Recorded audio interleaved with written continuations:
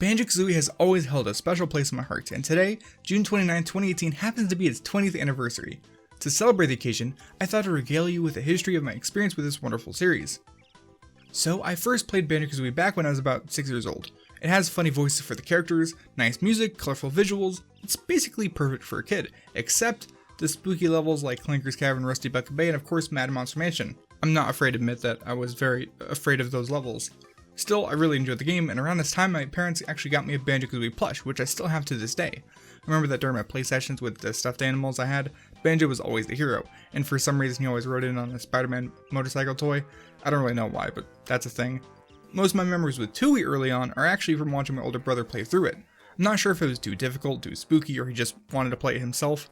I remember one time eating a Happy Meal from McDonald's, sitting there on my bed watching my older brother beat up dinosaurs in Pterodactyl Land, trying in vain to enter Grunty Industries by navigating a clockwork Kazooie egg through the first floor of the factory. I don't actually remember anything specific from Witchy World except that it scared me a lot more than any of the other worlds. Good times. When I was 13, Banjo-Kazooie Nuts and Bolts came out on the Xbox 360 and man, it's a thing. My opinions on this game have evolved over the years, but at first I think I was just happy to see the Baron Bird in another game. This one was made by Microsoft-owned Rare Studios, and I think it shows. They not only left behind what made a lot of the Kazooie games good, but actively mocked the platformer Collectathon series. It's no Banjo 3, but it is a somewhat decent vehicle building game.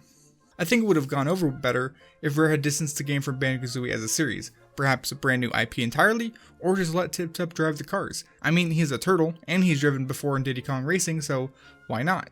I'd actually be happy if we got a Nuts and Bolts sequel, but it'd have to have more fleshed out worlds, more challenges, and more vehicle building parts.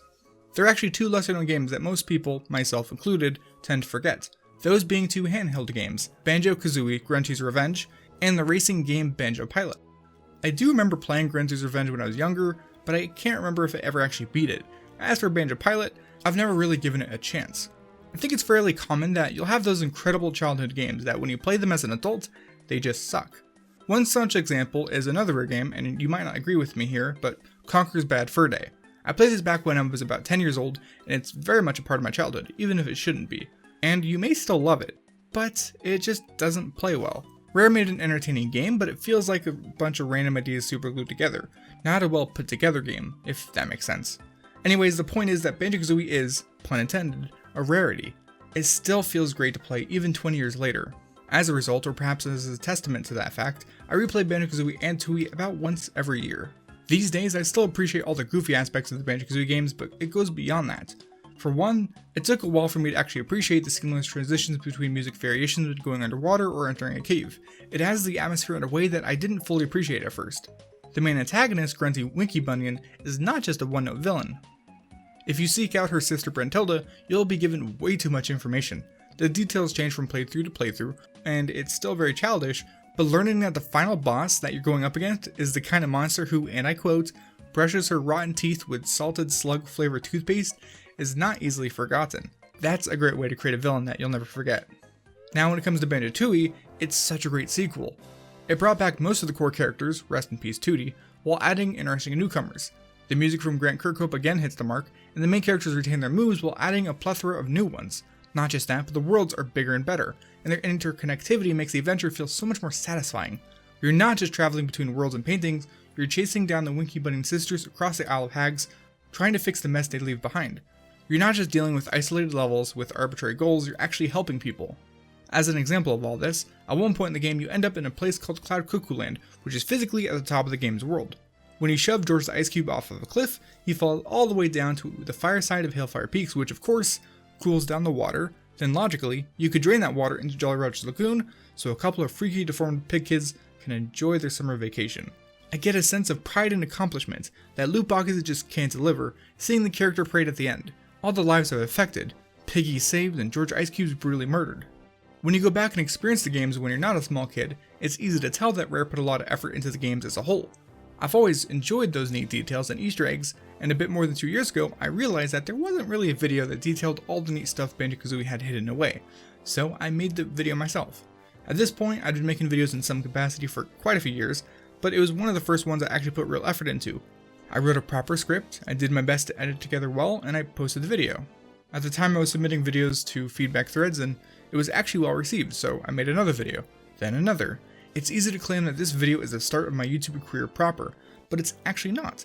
That honor should actually be given to a video I made 5 days earlier, a review for Banjo-Kazooie Nuts and Bolts.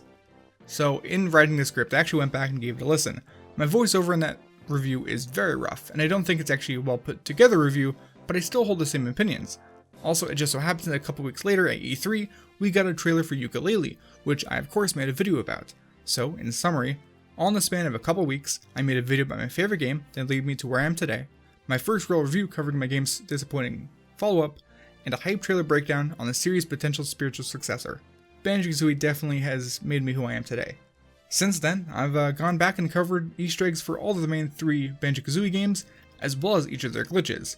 Those videos are my best, but they're my personal favorites. I should also talk about how when the game was finally out, I was here on this channel, day 1 playing Yooka-Laylee on stream. I started off enjoying it, excited to have a new platforming game. That excitement was replaced with disappointment by the time I'd seen the credits.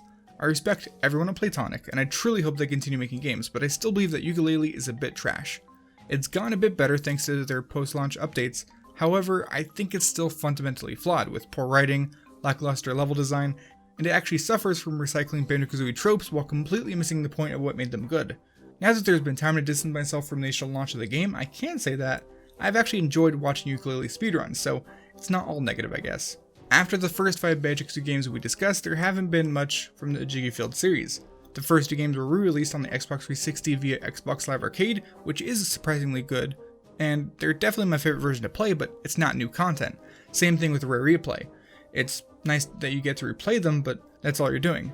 Since then, it's been mostly radio silence, though the series might not be dead.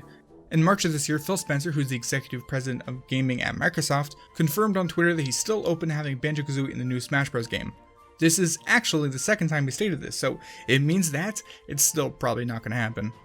Going forward, I think it's unlikely we'll ever get a Banjo 3 or the duo in Smash, but either way, I'm okay with it. These games have been so magical, and I'll always enjoy them. If you made it this far, thank you for watching. I don't usually make these kind of videos that are more personal, I guess, so I hope it turned out nice. I'd love to hear your own experience with these games, so be sure to leave a comment down below. That's about it for this one. Thanks for watching. I'll see you next time.